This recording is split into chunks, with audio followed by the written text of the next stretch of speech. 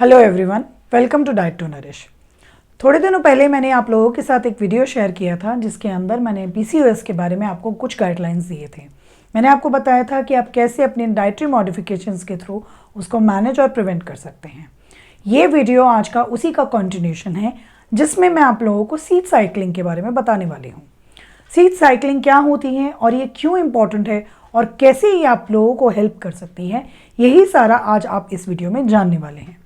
So please इस video में बने रहिएगा।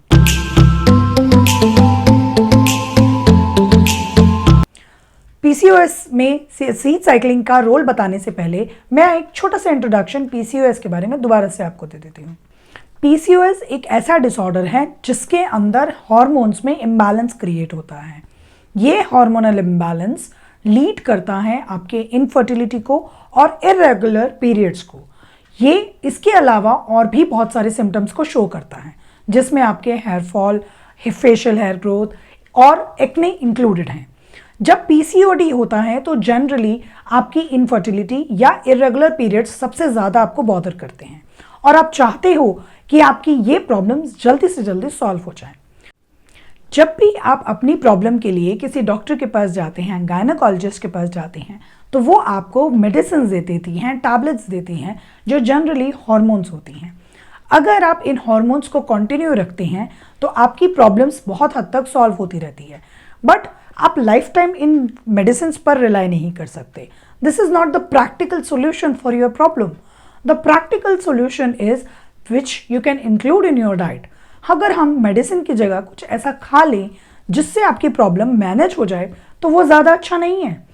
इसी पॉइंट को ध्यान में रखते हुए कुछ नए कॉन्सेप्ट्स डाइट के अंदर इंक्लूड किए गए हैं।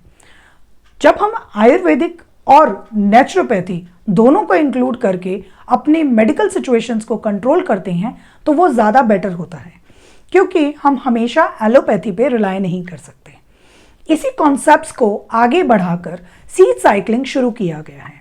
जनरली सीड साइकिलिंग नेचुरोपैथी का मेथड हुआ करता था। नेचुरोपैथी इस बात को क्लेम करते हैं कि अगर आप प्रॉपर तरीके से सीड साइकिलिंग कर रहे हैं तो आपके सिम्टम्स में बहुत जल्दी आपको रिलीफ मिलता है।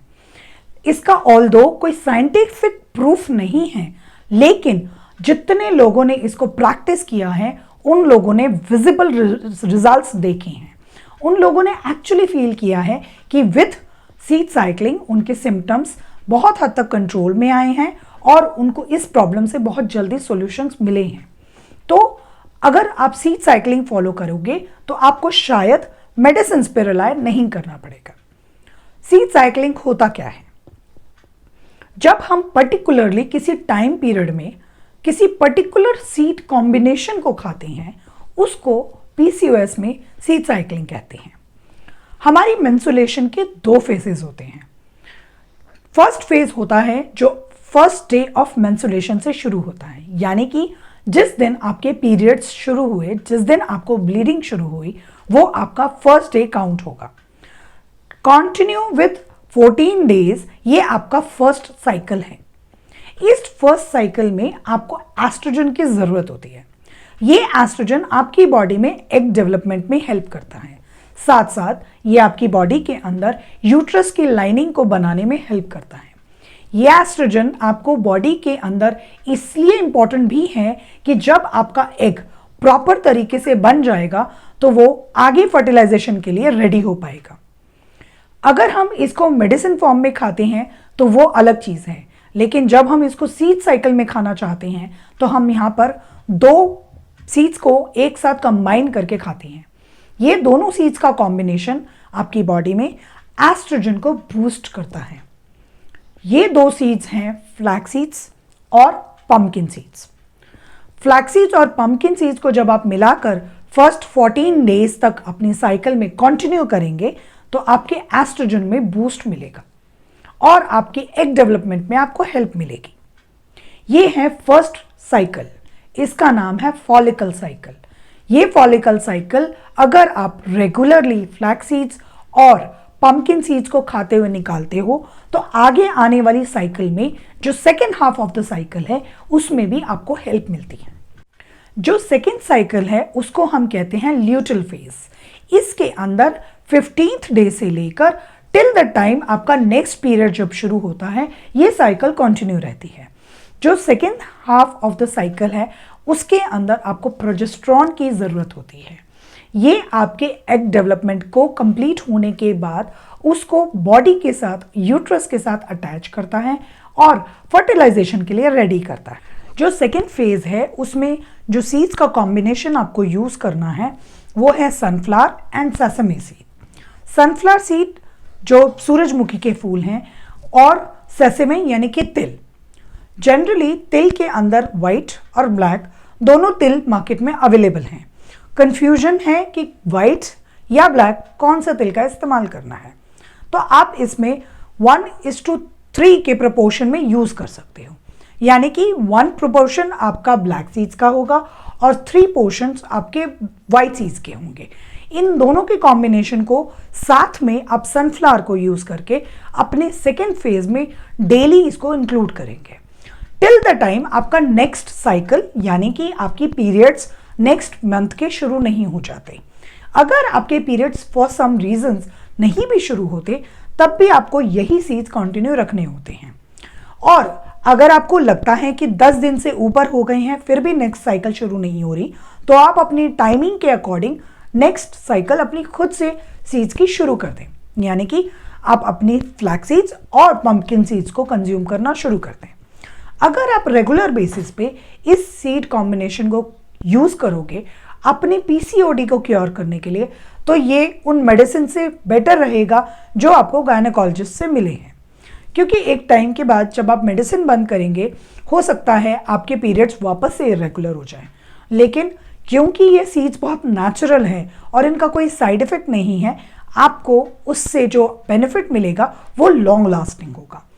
पॉसिबिलिटी ये भी है कि जब आप सीड साइकिल शुरू करते हैं तो आपकी बॉडी में से एक्स्ट्रा फैट और एक्स्ट्रा वेट रिड्यूस होना शुरू हो जाता है।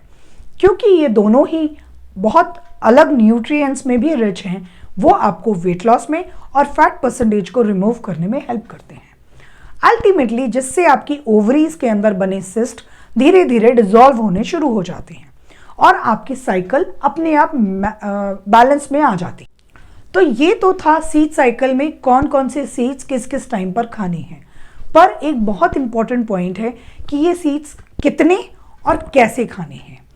अगर हम कितने की बात करें तो एक एक चम्मच, जो नॉर्मल आपका चम्मच खाने वाला होता है, टीस्पून की मैं बात नहीं कर रही हूँ, जो नॉर्मल चम्मच है वो 1 चम्मच फ्लैक्स सीड, 1 चम्मच पंपकिन सीड, 1 चम्मच सनफ्लावर और 1 चम्मच सेसमे सीड, ये आपको कॉम्बिनेशन में यूज़ करनी है। अगर मैं इसके टाइप की बात करूं तो हम फ्लैक्स सीड्स को जब खाते हैं तो हमें एक पॉइंट का बहुत ध्यान रखना होता है कि फ्लैक्स सीड्स कच्चे ना खाएं। आप हमेशा फ्लैक्स सीड्स को ड्राई रोस्ट करके आप उसी फॉर्म में उसको कंज्यूम करें। एक और बहुत इंपॉर्टेंट पॉइंट है कि इन सारी सीड्स को कभी भी पाउडर फॉर्म में आप यूज़ ना करें। बेटर रहता है कि आप सीड्स को सीड्स के ही फॉर्म में खाएं। इसका एक रीज़न है कि ये सीड्स दिए गए हैं नेचर में, जिस तरीके से ये दिए गए हैं अगर आप उसी तरीके से इनको कंज्यूम करोगे तो आपको उससे ज़्यादा बेनिफिट होगा। आसान तरीका ये भी है कि आप इनको क्रश कर लें, हल्का सा कूट के आप तब यूज़ कर लें। बट मेरी एडवाइस पर्सनली यही है कि आप इनको इसके रेगुलर फॉर्म में ही खाएं। तो फ्लैक्स सीड्स को ड्राई रोस्ट करके आप एक कंटेनर में करके रख सकते हैं। उसके साथ पंपकिन सीड नॉर्मल स्टेट में जिस फॉर्म में वो मार्केट में अवेलेबल है आप उसमें 1-1 चम्मच डेली खाएं।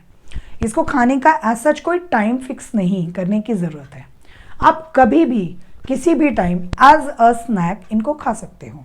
अगर आपको लगता है कि हमें इनका टेस्ट पसंद नहीं आ रहा और हम इनको नॉर्मल कच्चा नहीं खाना चाहते तो बेस्ट है कि आप इनको अपने वेजिटेबल्स जो आपकी करीज हैं या अपनी दाल में इसको मिक्स कर लें। ये बहुत आसान तरीका है। इसमें आपकी दाल में मिक्स होने की वजह से इनका नेचुरल टेस्ट आपको बहुत ज़्यादा बॉदर नहीं करेगा और आपका कंजम्पशन पूरा हो जाएगा। इसके अलावा आप चाहें तो आप अपनी सलाद पे इसको स्प्रिंकल कर सकते हैं। तो ये सिंपल सा तरीका है अपने सीड्स को कंज्यूम करने का। प्लीज़ इनको पाउडर फॉर्म में मत खाइएगा, आपको बहुत ज़्यादा बेनिफिट उससे नहीं होने वाला है। इन सब के साथ एक बहुत इम्पॉर्टेंट पॉइंट आपकी बैलेंस डाइट भी है। बैलेंस डाइट आपके लिए सीड्स के साथ साथ बहुत इंपॉर्टेंट है। अगर आप अपनी सीड्स के साथ एक बैलेंस डाइट मेंटेन नहीं करोगे तो इन सीड्स को ठीक से रेगुलेट होने में सपोर्ट नहीं मिलेगा।